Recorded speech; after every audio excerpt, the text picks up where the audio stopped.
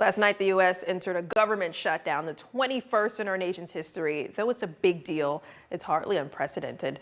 But something many of us haven't seen before is the Senate leaving the floor hours before the deadline without an approved funding bill, which raises the question, could Congress simply stay away indefinitely, leaving federal workers across the country unpaid and the economy on a tightrope? We verify.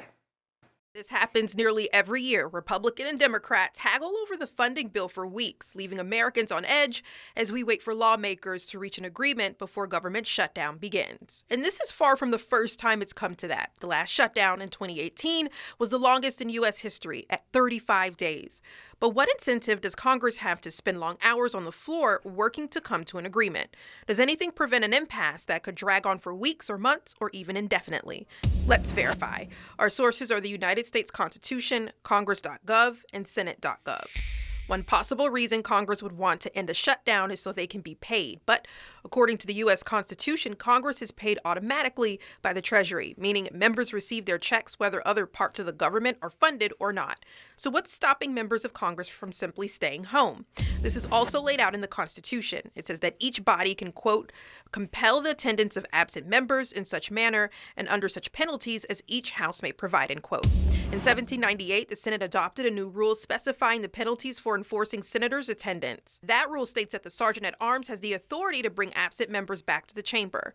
The current Senate Sergeant-at-Arms is Jennifer Hemingway, but she can only bring absent members back to the chamber when it is in session. She does not have the power to make them convene or stay in chambers indefinitely. So could President Trump tell Congress that they cannot leave the floor until they come to an agreement?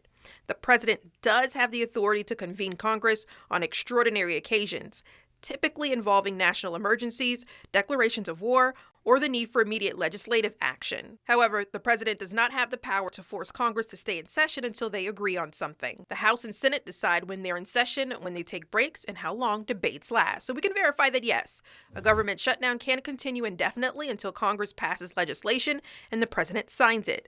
There is no timer or constitutional deadline that would bring it to an end. What usually ends shutdowns is political pressure, economic impacts, and/or public opinion.